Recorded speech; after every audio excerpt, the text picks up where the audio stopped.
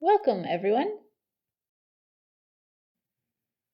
We acknowledge and respect the First Nations, Métis, and Inuit peoples on whose traditional territories the work of the Canadian Integrated Ocean Observing System is conducted.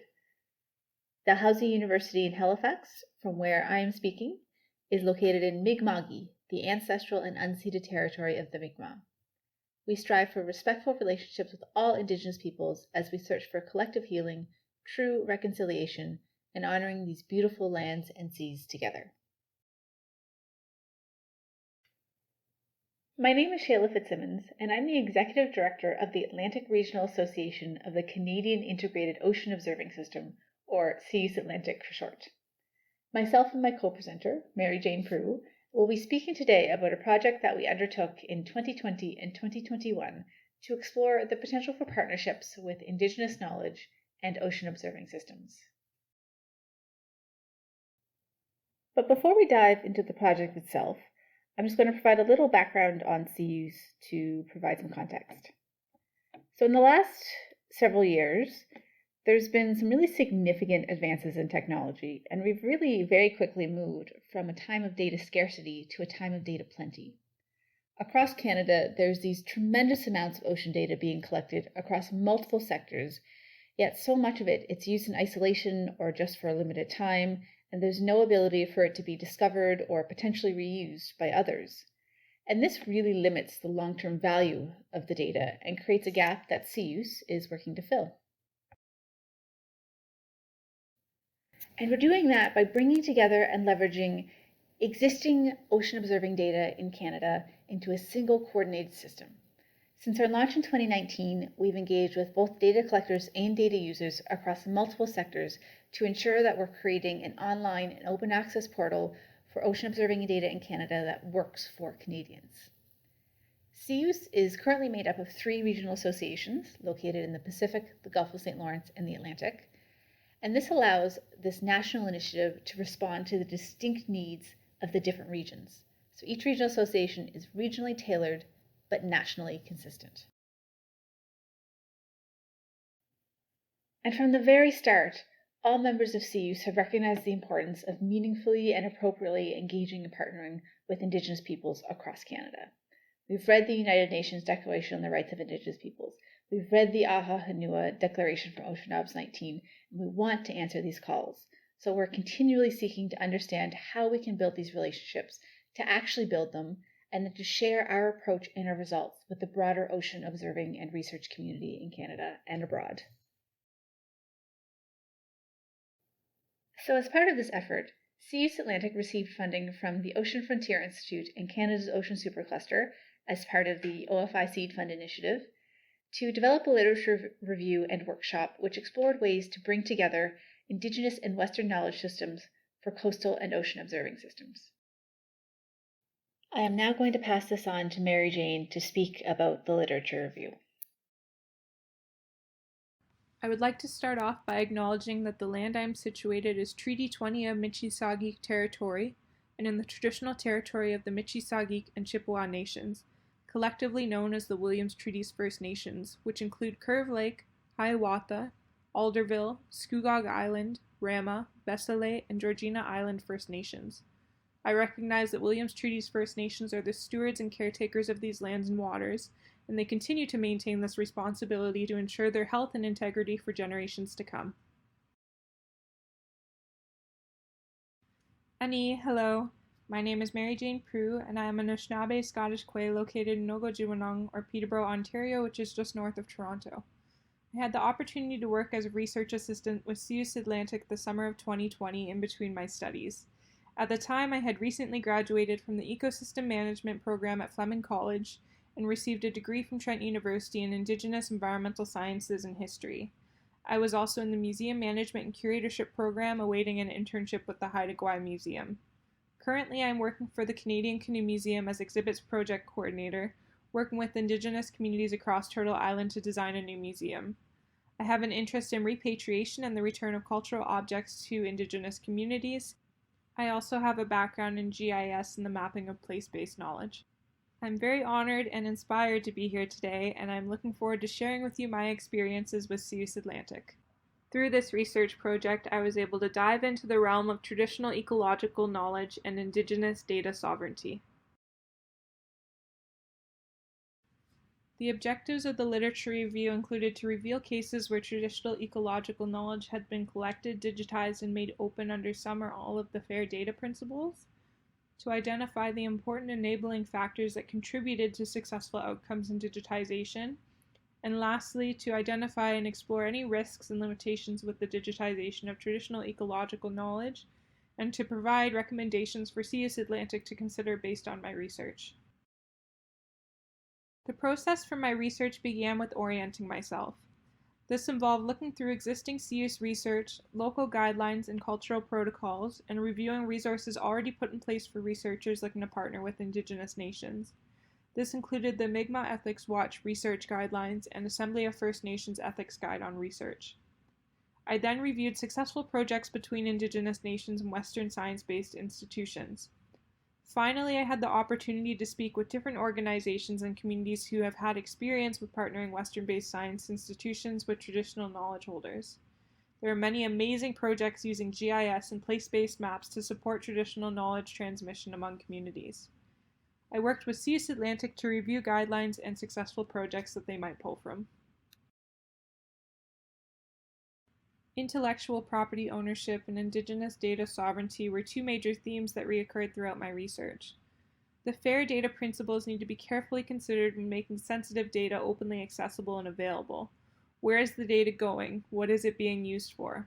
Out of this concern, the CARE principles were developed by the Global Indigenous Data Alliance.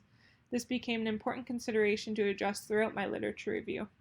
Although CIOOS does not actively collect data, the platform does provide a space for data collectors, so I do think that care should be taken to ensure that the data CIOOS houses has been collected in an ethical way. There is not a one-size-fits-all approach to partnering with Indigenous communities. As CIOOS Atlantic begins to connect more with Indigenous communities, research objectives should be co-developed and reciprocal. Historical and geographic context is important for understanding local situations. One of the most important components that was actually missing from my literature review was the voice of Atlantic Indigenous communities. Understanding the data needs of Indigenous communities will be a key breakthrough in advancing meaningful relationships. The risks associated with digitizing traditional ecological knowledge need to be fully understood. This includes paying close care and attention to Indigenous data sovereignty, intellectual property ownership, decontextualization, and unique community concerns. With this, mitigation measures should be put in place to avoid the exploitation of traditional ecological knowledge. The work that I do now through the museum still requires the careful care and consideration for Indigenous knowledge and data. Cultural protocols differ between nations, and care should be taken to understand these differences. There are often guidelines and resources that are already in place to help us with this, and oftentimes it just involves doing some preliminary research before approaching a community. Overall, as a researcher, I have a responsibility to carry these teachings with me when working with traditional ecological knowledge.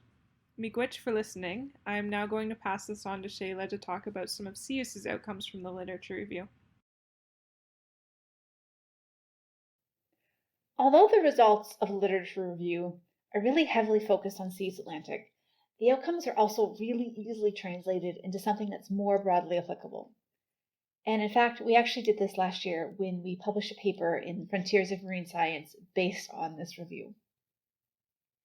And as MaryJane spoke to, the outcomes of this project, they're not action-based. They're rooted in values and processes.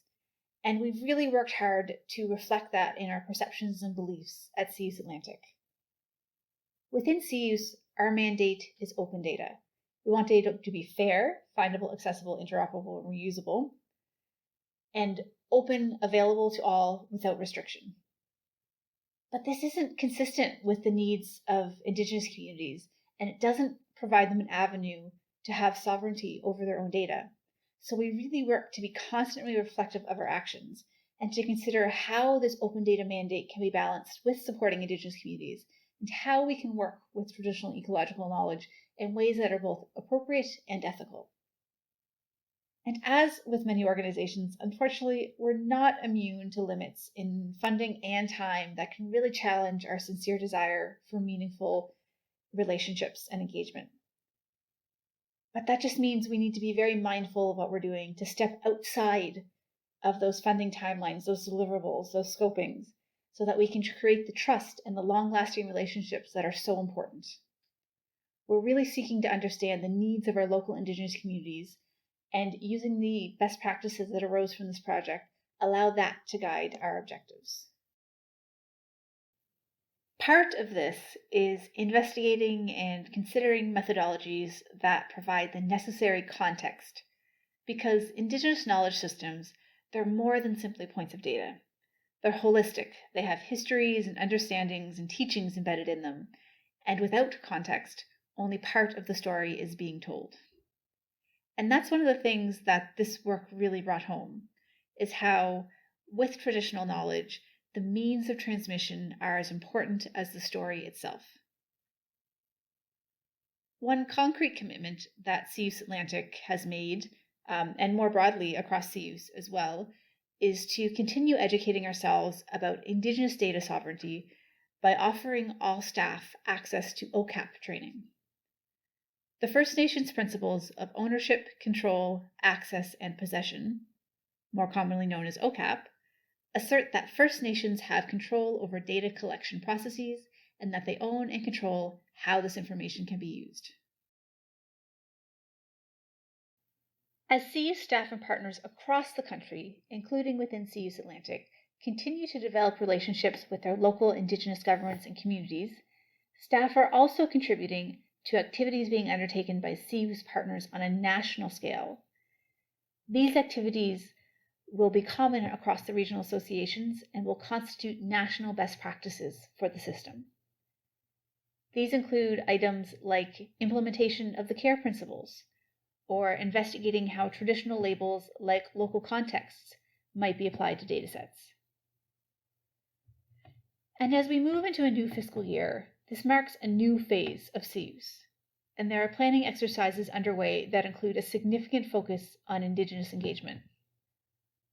One activity that's being considered, for example, is hosting annual webinars for Indigenous collectors and users of ocean data in all its forms, with the content informed by the needs and interests of these Indigenous communities and governments. Overall, the team at CIOOS across the country, including within CIOOS Atlantic, is committed to continuing our journey to learn about the information and data sharing needs of Indigenous peoples and organizations, and to explore mutually beneficial partnerships that bring Indigenous and Western knowledge systems together in respectful and powerful ways. Solutions to promoting fair data and open data principles while ensuring that Indigenous communities retain sovereignty over their data must be done through collaboration and co-development with Indigenous communities and governments. And coming to these solutions, it will take time, it will take work, but it's work that's important and work that's worthwhile, and we are committed to developing a system that respects the needs of Canada's Indigenous peoples. Thank you.